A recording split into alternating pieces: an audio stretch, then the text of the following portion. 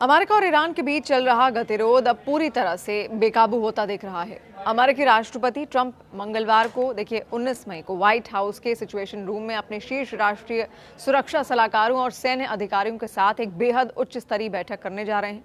Media reports के मुताबिक इस बैठक में ईरान के खिलाफ सीधे सैन्य हमले के विकल्पों की आखिरी समीक्षा भी की जाएगी। ये मीटिंग तब होने जा रही है जब ईरान की इस्लामिक रेवोल्यूशनरी गार्ड कॉर्प्स यानी कि IRGC ने फारस की खाड़ी में स्थित अमेरिकी मिलिट्री बेस को तबाह करने की खुली धमकी दी है, जिसके बाद मिडिल ईस्ट में फुल स्केल युद्ध का खतरा मंडराने लगा है।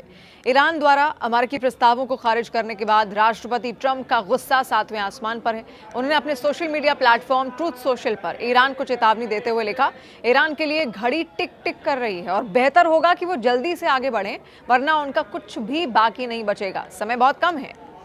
ट्रंप ने साफ कर दिया है कि दोनों देशों के बीच पहले से लागू नाजुक युद्ध विराम अब आखिरी सांसें ले रहा है और अमेरिका अब और रियायत देने के मूड में बिल्कुल भी नहीं है। ईरान ने इस बार अमेरिका को सीधे उसकी सरजमीन के बजाय खाड़ी देशों में मौजूद उसके सैन्य नेटवर्क को निशाना बनाने की धमकी दी। कतर, बहरीन, जो कि अमेरिका के 5वां बड़ा बेड़ा वहां पर तैनात है, UAE, सऊदी अरब, कुवैत में फैले हुए अमेरिकी फॉरवर्ड मिलिट्री बेस को ईरान ने अपनी मिसाइलों के दायरे में ले लिया है। हालिया खुफिया रिपोर्ट्स के मुताबिक ईरान समर्थित समूह ने सऊदी अरब की हवाई सीमा में 3 ड्रोन भेजे, जिन्हें इंटरसेप्ट किया गया। वहीं अबू धाबी यानी कि UAE के बरका न्यूक्लियर पावर प्लांट के पास भी एक ड्रोन स्ट्राइक के कारण आग लगने की घटना सामने आई है, जिसने तनाव को चरम पर पहुंचा दिया है। इस पूरे विवाद की मुख्य जड़ ईरान का परमाणु कार्यक्रम और हॉर्मुज जलडमरू मध्य है। ईरान की IRGC ने इस रणनीतिक समुद्री रास्ते को पूरी तरह से ब्लॉक कर रखा है, जिससे दुनिया भर में कच्चे तेल की सप्लाई पूरी तरीके से ठप है। ईरान के आटेश प्रवक्ता ब्रिगेडियर जनरल मोहम्मद अकरमीनिया ने साफ कहा है कि ईरान अब अमेरिकी युद्धपोतों या फिर हथियारों को इस जलमार्ग से गुजरने की इजाजत नहीं देगा। देखिए, अमेरिका चाहता है कि ईरान अपने यूरेनियम संवर्धन पर सख्त पाबंदी लगाए, लेकिन ईरान इसे अपने नागरिक अधिकारों का हनन बताकर अमेरिकी शर्तों का विरोध कर रहा है। एक्सियोस की रिपोर्ट के अनुसार सिचुएशन रूम की इस बड़ी बैठक से ठीक पहले राष्ट्रपति ट्रंप ने इजरायल के प्रधानमंत्री बेंजामिन नेतन्याहू से फोन पर लंबी बातचीत भी की। दोनों नेताओं ने ईरान के परमाणु ठिकानों और उसकी रीढ़ माने जाने वाले IRGC के कमांड सेंटरों पर दोबारा से संयुक्त सैन्य कार्रवाई शुरू करने की रणनीति पर चर्चा की है।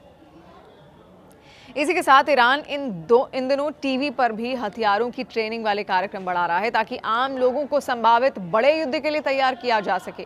सोशल मीडिया पर इस वीडियो को लेकर एक तेज बहस भी छिड़ गई है, जहां पर लोगों को ट्रेनिंग बाकायदा लाइव टेलीविजन में दी जा रही है और कई लोग इसे युद्ध की तैयारी का संकेत भी मान रहे हैं। प्राइम टाइम में बाकायदा एक लाइव हथियार ट्रेनिंग प्रोग्राम के दौरान चेहरा ढके हुए IRGC के कमांडर के साथ मौजूद एक ईरानी टीवी एंकर ने UAE के राष्ट्रीय झंडे की तरफ असली असॉल्ट राइफल से गोली तक चला दी। ये प्रसारण सरकारी चैनल ओफोक टीवी पर बाकायदा दिखाया भी गया। अब रिपोर्ट के मुताबिक तेहरान इन दिनों प्राइम टाइम टीवी पर हथियार चलाने की ट्रेनिंग वाले कार्यक्रम दिखा भी रहा है, ताकि आम नागरिकों को संभावित बड़े युद्ध के लिए तैयार किया जा सके। शुक्रवार रात बाकायदा ईरान के सरकारी टीवी पर कई कार्यक्रम प्रसारित किए गए, जिनमें एंकर स्टूडियो में राइफल के साथ दिखाई दिए। उन्होंने कहा कि वो हथियार चलाने की बुनियादी ट्रेनिंग सीख रहे हैं और जरूरत पड़ने पर युद्ध में शामिल होंगे।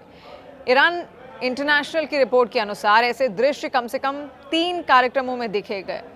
न्यूज़ एजेंसी AFP ने भी कई फोटो शेयर करके दिखाए हैं कि कैसे ईरान की महिला सैन्यकर्मी आम महिलाओं को तेहरान में हफ्ते तिर्क स्क्वायर के एक बूथ पर बाकायदा बंदूक का उपयोग करने के बारे में ट्रेनिंग यहां पर दे रही हैं। ऐसा नहीं है कि यहां ट्रेनिंग सिर्फ महिलाओं को मिल रही थी, मासूम बच्चों और आम पुरुषों के लिए अलग से सैन्यकर्मी वहां पर मौजूद था, जो उन्हें हथियार बाकायदा चलाना सिखा रहा था।